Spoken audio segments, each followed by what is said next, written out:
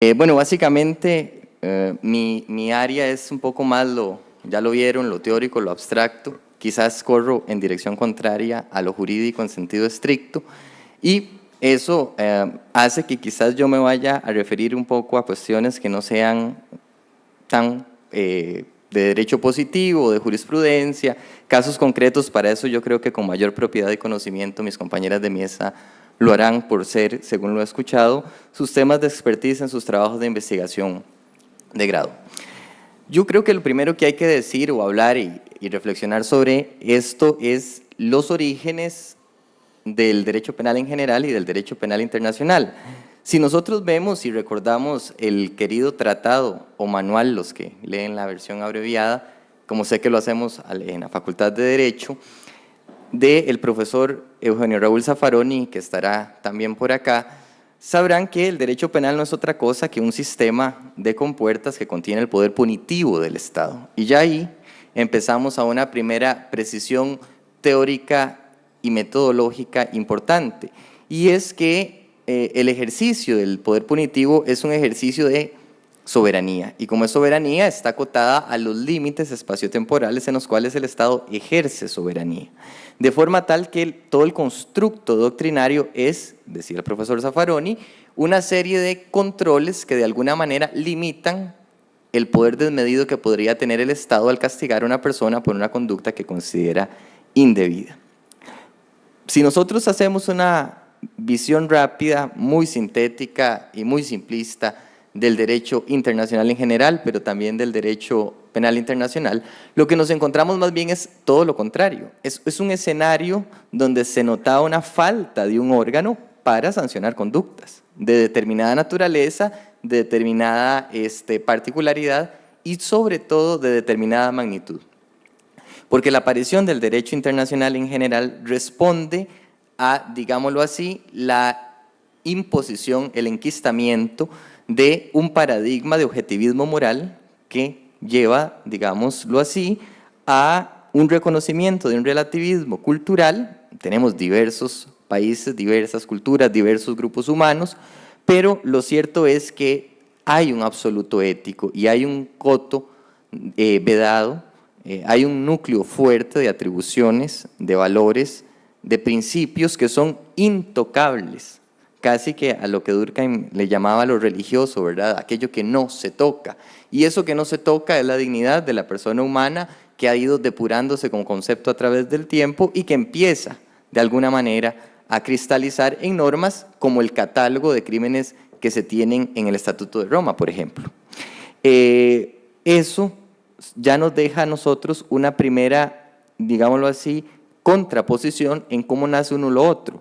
En uno nace con una clara, digámoslo así, vocación de limitar la fuerza del Estado, en otra como una respuesta a la exigencia de la comunidad internacional sobre la necesaria atención de crímenes que no se estaban atendiendo.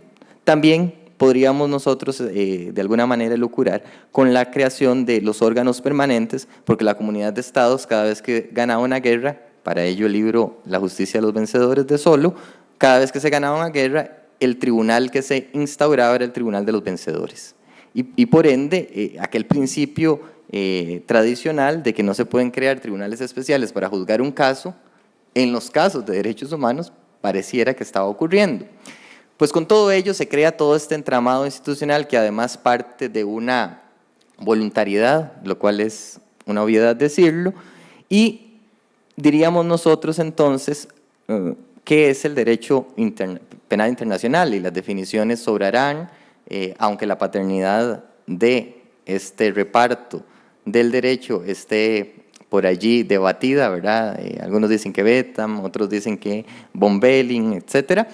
Lo cierto es que es la aplicación del derecho penal, digámoslo, a un nivel supranacional. Y ahora eso supranacional nos viene y nos obliga a mi segundo punto. Digamos que el primero fue los orígenes y los contraorígenes, en una versión muy sintética de ambos derechos penales, una resemantización de los contenidos tradicionales del derecho penal y fundamentalmente el de territorialidad. Nosotros aplicamos la ley penal aquel acto que se comete en el territorio del país en el cual se ejerce soberanía, por lo antes dicho. Es una manifestación de soberanía el imponer penas, el uso legítimo de la fuerza acotado a un espacio.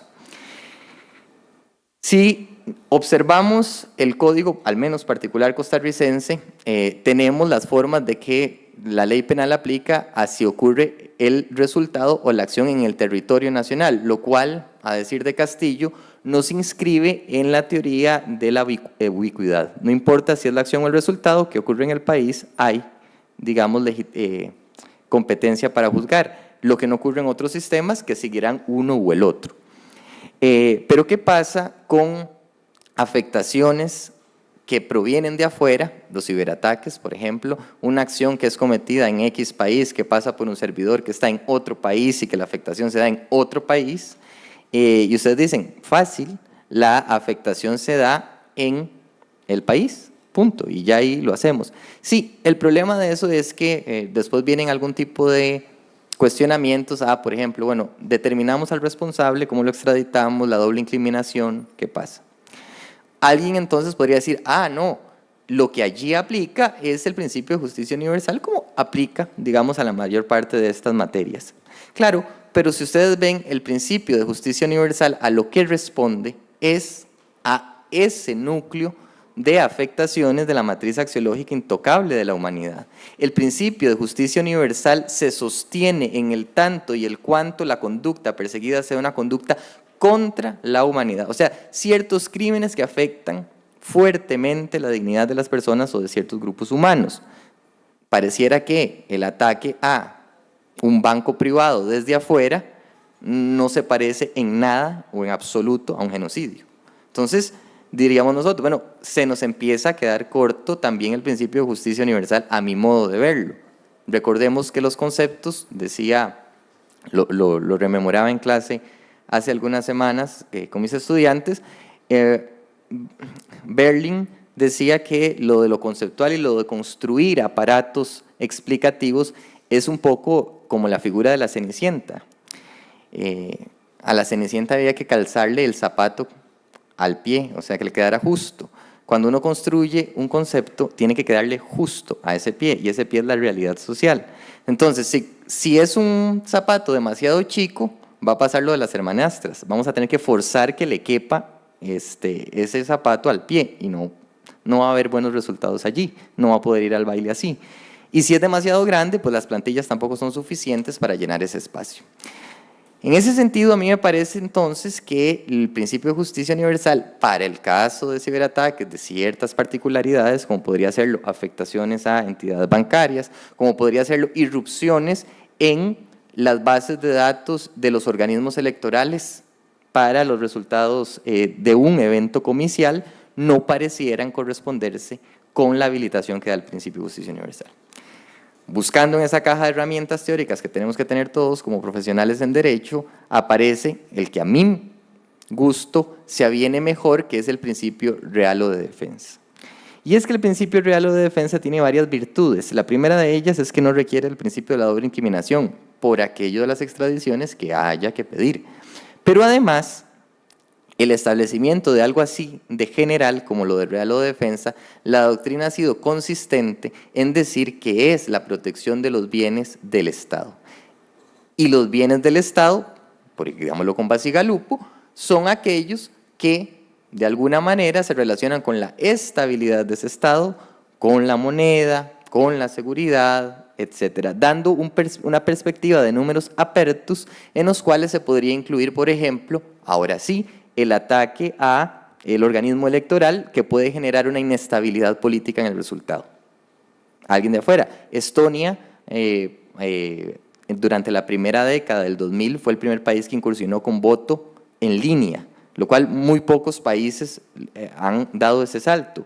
Han utilizado e-voto, que es que usted igual va al centro de votación y vota en una computadora, pero la computadora está absolutamente desconectada de la red.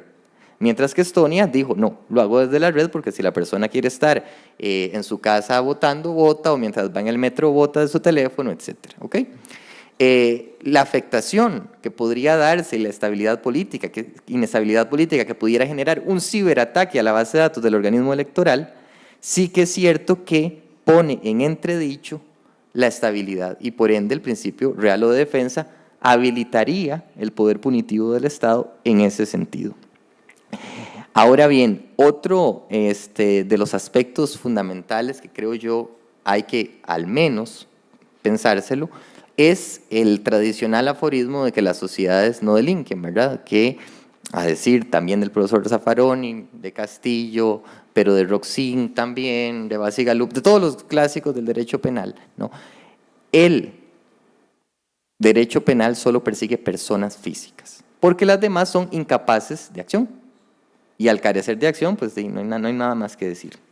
Se han reconocido en debates actuales la pertinencia o no de generar respuesta. Lo más cercano que se había llegado es a los representantes de una sociedad, el administrador de la sociedad anónima, el gerente, etcétera, la teoría tradicional de los órganos de representación y titular de la empresa para ser sancionado, pero es sancionado en el ejercicio de su función de una persona jurídica, pero la persona jurídica como una ficción del derecho, evidentemente es impune.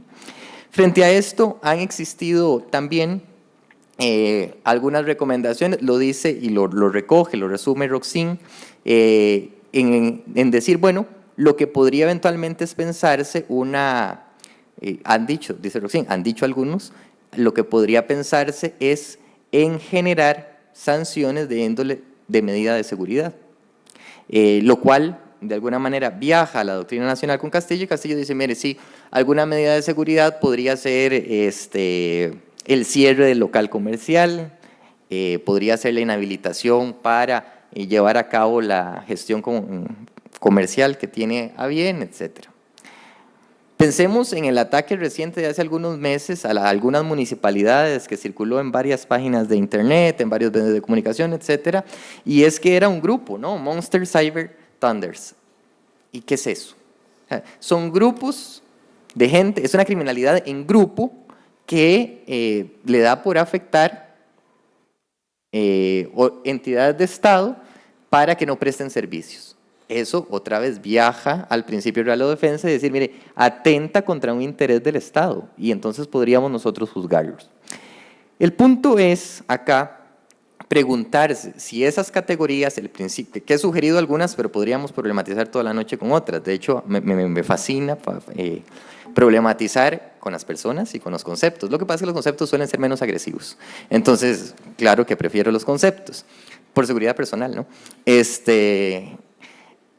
Habría que preguntarse cómo nosotros vamos a ir climatizando todos los contenidos doctrinarios a una delincuencia internacional, los ciberataques son una, pero el derecho ambiental será otra, en los cuales estaban construidos o estaban pensados o fueron fraguados al calor de dinámicas sociales que no son las de hoy.